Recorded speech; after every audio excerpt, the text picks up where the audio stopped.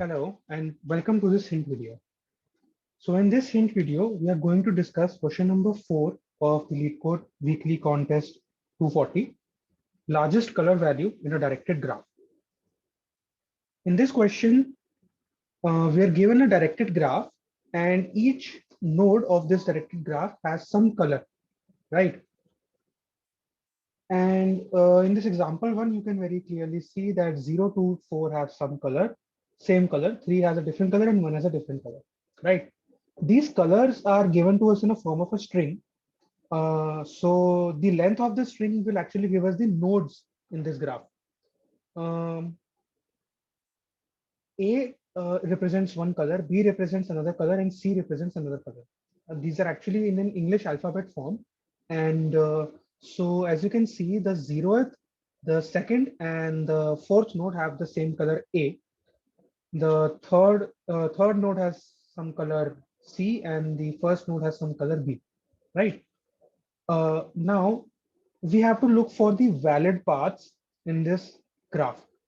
Now valid path will be a path such that, let's say, 0 to 3. Now why 0 to 3 is a valid path? Because 0 and 2 are connected by a directed edge, 2 and 3 are connected by a directed edge, right? So xi and xi plus 1th node is connected by some directed edge. So I can't say that 0, 4 is a valid path because then they are not actually connected. They have some nodes in between them, which is 2 and 3. 0, 2, 3, 4, definitely a valid path. 0, 1, a valid path, right? Now each path has some color value. The color value of a path is the frequency of some color which is occurring the most number of times. So in the path 0 to 3, the color A occurs 2 times. So the color value of this path is 2, right? Because this A color or this pinkish or reddish color is coming the most number of times. Blue is just coming one time. Again, for the path 0, 2, 3, 4, again a valid path. The maximum frequency is being attained by the color A, and hence it's also the color value, right? Now we have to find the maximum color value among all the valid paths. So a valid path is 0 to 3, whose color value is 2, and 0 to 3, 4, whose color value is 3. Among them, 3 is definitely greater than 2. So this is going to be our answer, right? As it is given in the explanation also, 0 to 3, 4 contains 3 nodes that are colored A, red in the above image, and hence the output is 3. One thing that we need to keep in mind is that our graph cannot have a cycle. If it has a cycle, then finding the longest valid path with most frequency of colors is actually something that doesn't make any sense, and thus our answer will be -1. For example, in this example where 0 is connected by 0 itself, so this is a cycle, our path can be 0 eternity times, and it does not make any sense. So our answer is -1, right? Okay. One thing that even I inadvertently just said, something which is not mentioned in this question, but if you think carefully, you will get to know, is that for finding the maximum color value, I think we are going to look for the longest paths, right? It's not that we are explicitly looking for long valid paths, it's just that in longer paths, the frequency of colors will be more and our color values maximum will also be more, right? So let's go to the whiteboard over here. In this graph, as you can see, I have a valid path. Let me draw the valid path using a highlighter. I've never used it before. No, it's not working. I'm going to use a pen itself. So one valid path can be beginning from this node and ending at this node. It could have not ended on this node and ended on this node. So this would have been our path. Similarly, this can also be a path. And we could have started from somewhere else too. We could have started from here, reached till here or here. This would have been also a valid path like this. So one thing that we notice over here is that the longest paths are actually beginning from this node and ending either at this node or at this node. Why so? This is because this node over here is actually the starting node of this graph. What is meant by the starting node? It's just that before this node, there is no other node which has an incoming edge to it. Had there been some node with incoming edge to this particular node, then these nodes would have become the starting nodes, right? To get to the maximum path, you'll have to begin from the starting and go to the ending nodes. Now this is an ending node. This is an ending node. This one is also an ending node, and this one is also an ending node. But these are the most prominent ones over here because they are giving us the longest path. Now, how do you figure out which node is a starting node? Actually, I said incoming edges are not present, right? The actual way to say this is that its in degree is 0, right? So in degree plays an important role in this question. Okay. Now, another thing that plays an important role in this question is the detection of a cycle. If a cycle would have been existing, our answer would have become -1. So let me write it down over here. In degree means something to us in this question. Similarly, presence of a cycle means something to us in this question, right? Now I can get both of these two things using a very famous algorithm, topological sort. A topological sorting of a graph actually gives us the value of nodes in a particular fashion. Let's talk about that manner. So 1, 2, 3, 4, 5, 6, 7, 8, 9. What topological sort says is that let's say that this is a U node and this is a V node, and this U node is directing a graph over to this V node. So this in the topological sorting of this graph, the way I arrange these nodes somehow, 1 should always come before 2. Similarly, 2 should always come before 3. 2 will also always come before 6 and 5. 1 will always come before 4. 5 will always come before 7. 7 will always come before 9 and 8. Any kind of sorting where these conditions are followed is the topological sorting. Now there can be multiple topological sorts of a single graph, right? But one thing that we know for sure is that the first element in this topological sort will have an in degree of 0, right? One thing that might have been coming in your mind is that we could directly build the graph and we can maintain the in degrees, but yeah, you won't get it in a sorted order.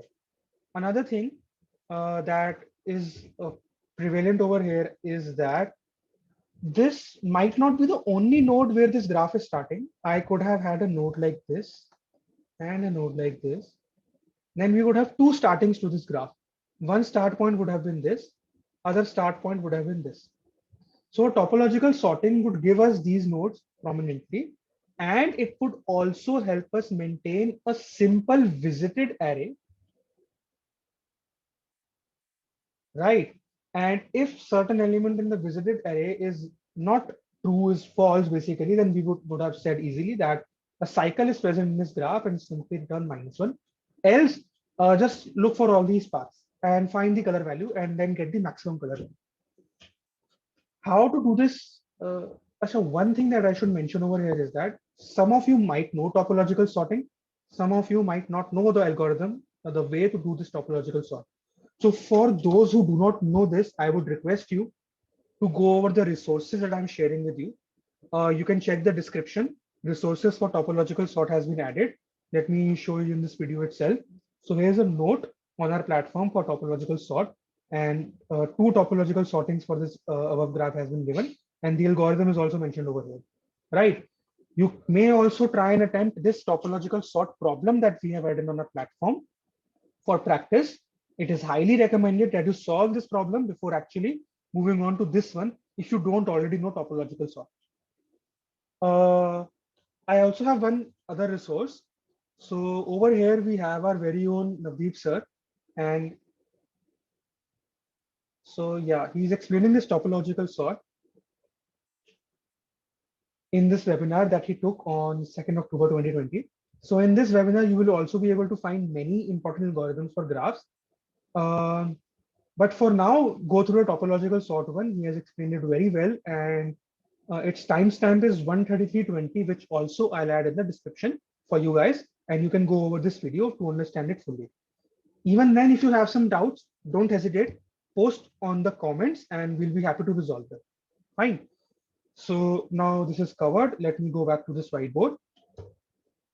While we are building the graph, we can also build an in-degree vector or an array list or a simple list for Python users to maintain the in-degree for each node. So for this node 0, the in-degree is actually 0. For this node 1, the in-degree is 1. For 2 also it's 1, and so on, right? We are going to build the graph in a hash map of vectors or lists, or for Python users over there, you could have used a default dictionary of list, right?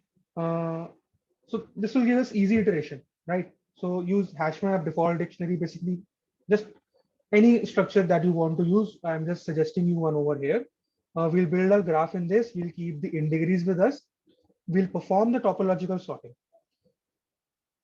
Now, how will we store our answer? So our answer will be stored in a DP. What this DP would represent, let me show you guys over here. So this DP will pertain to a node and its color value. One thing that you might understand from the question itself is that the colors are actually represented by English alphabets. So at most we can have 26 colors, isn't it? Because we have 26 English alphabets with us. So at most we can have 26 colors with us, and the length of this color string will give us the number of nodes, and the dimensions again would be n cross 26 for this DP. And what is going to store? So for each node u, we'll store the number of times, the maximum number of times a particular color is coming from all the valid paths that end over u. So one valid path can be this, one valid path can be this, one valid path can be this, and there can be many colors that come on these three paths. And we are going to store the maximum frequency of some particular color, which will in a path which will be ending at the index at the node u. So this is what DPU color is actually storing for you guys, right? Uh, while performing the topological sort, we will actually maintain this DP, and this DP can be maintained very easily. What you're going to do is, when you're moving from a previous node to the new node, just take the max. So, sorry, I wrote a map. We're going to take the max value. How we're going to take the max value? The max value will be between DPV color, comma, um, considering that U is the next node,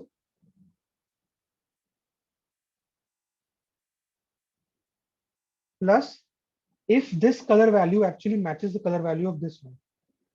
So a simple Boolean expression over here relating between the color value for this node and this node. If it's true, it will give you 1. If it's not, it will give you 0. And if it's 1, then obviously the maximum color path would have been increased by 1. And then this would have given us the max over here, right? So this simple formula. Considering how tough probably this question can be for people who do not know topological sort, I'm going to write a pseudocode for you very quickly.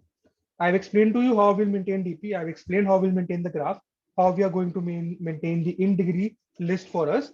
So let's just quickly go ahead and write a pseudocode for this question over here. I hope you understood the question at least. Topological sort will give us the in-degrees, and we will get the valid paths. We'll even check for cycles. Cycles would have been easily checked by a visited array, and which will maintain in the topological sort algorithm itself, which you must have understood by now because I've shared the resources with you. I hope you paused the video and went through them. Okay, so let me quickly begin writing a pseudocode for you. I don't think it will take much time. So I'm assuming that you guys have made the graph in the way that I asked you to, hash map and lists. You have also maintained the in-degree list, right? Uh, Let me just quickly do it for you. No worries. So I hope you have declared this. I think I need some more space over here. I'm going to zoom out a little. And let's hope that I'm able to write it. I'm going to use the red pen now. Perfect. So run a loop over the edges list that you have. So if one edge is represented by V, u, another is v in edges. The you know, graph u, may you will append or push back whatever you are using depending on that. I am actually, append is actually a Python function for appending certain elements to the list. I'm going to append v. So u has a edge directing towards v, and also this in degree for v, right? For v will go plus plus, isn't it?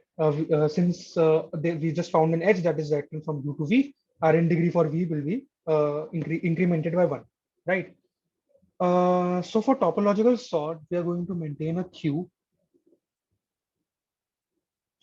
right? And we'll also quickly create a DP over here. And I've explained the DP's dimensions to you, so I'm not writing this over here. It will be actually 26 size arrays and 26 sized arrays, and each element will be 0, right? Okay. Let's also maintain a color value array. Now, color values can be found out very easily. Iterate over the string that has been given in the question. So let's say that the first element of the string is a, just subtract a with it. It will give you the value 1, and this can be, the 1 is actually the color value for a. We can store it in the form of integers, right? Perfect. Now, you have maintained the DP. Let's move forward.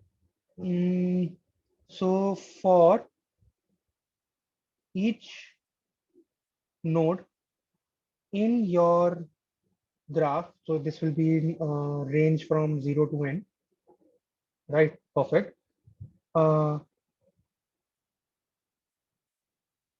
If u is not an in degree,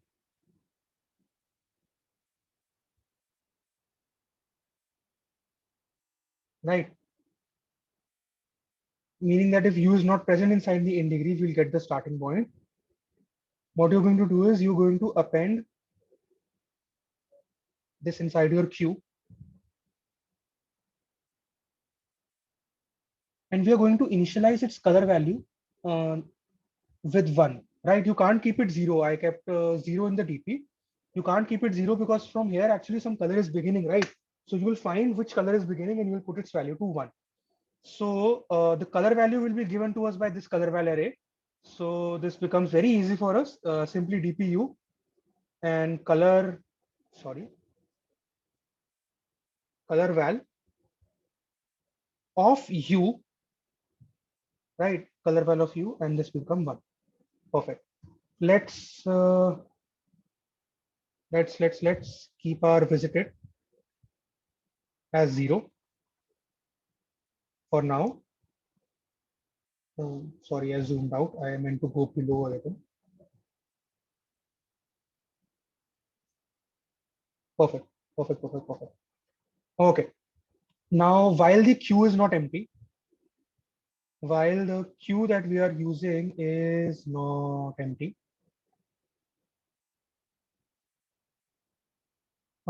take out the front element.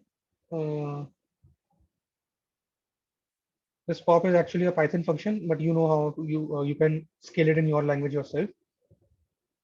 Visited indices will be increased by 1. Initially we had visited only 0 nodes. Now we just visited 1 node, right? So for each of the, the graph that we were maintaining, let me just show you. For each v in one of the graph u, right? For each v in graph of u, what we are going to do is we are going to check all the color values, right? The max that the formula that I shared with you needs to be done for each and every color value, right? So inside this loop, a symbol loop in the range 0 to 26, right? Simply calculate the next value. Next value is v of color. So let's take the indice for this loop to be color. For dp v color, we need to find the max, and the max will be formulated by the formula that I shared with you before. Still, I'm going to write it again over here. Let me put a sense of entirety for you guys too. DP V color, comma, the new node that we are going to visit, DP U color, and it's taking a long line, plus if this color is actually equal to the color value of the previous node. Now, how to find the color value of the previous node?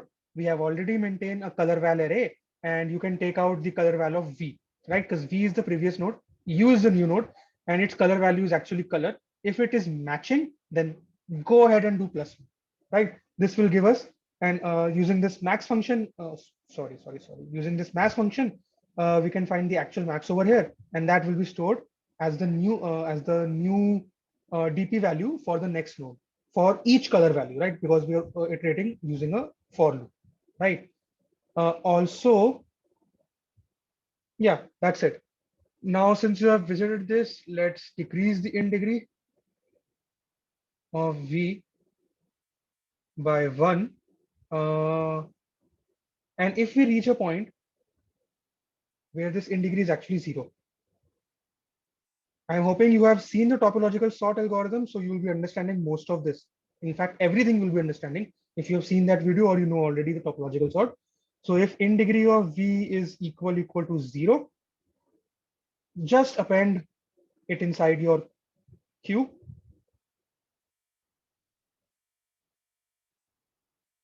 That's it. That's it. We are done. Now, algorithm is absolutely completed for us. So the trick over here is that if the visited, this integer visited is less than n, this means that we have not visited all the nodes. This means that there was some cycle. This means that we need to return -1, isn't it?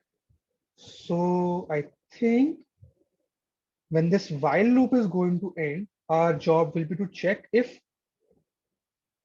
visited is actually less than n. You guys go ahead, return -1. Else just find the max value in this DP, right? Just find the max value in this DP. Now, this is something that I'm not going to write. This is something I'm not going to write. Find max value in DP and return it. A simple loop will do this for you guys. So I don't think I need to add this in the pseudocode. So here you go. I have given you the pseudocode. And I've explained you the question. I hope you understood topological sort. Basically, this algorithm is entirely topological sort. The one that we are applying from while Q is not empty till this area over here. The only thing that we have added in a topological sort is that for each color, we are actually maintaining a DP value. So this is something that you already know. This is a two-line thing that we are incrementing in a topological sort algorithm. And then we are looking for cycle found, return -1, else find the max value that we were maintaining in this DP, and you'll get your answer, right? So I hope this is absolutely clear to you guys. This was a very interesting question. It is going to be a little bit new and different for the people who are not acquainted with topological sort. This is the only reason that this time I've also shared the pseudocode with you. So I hope this problem is clear. I hope my explanation was fine. I apologize for the bad handwriting at some places, but I hope everything was clear to you. Okay, so thank you.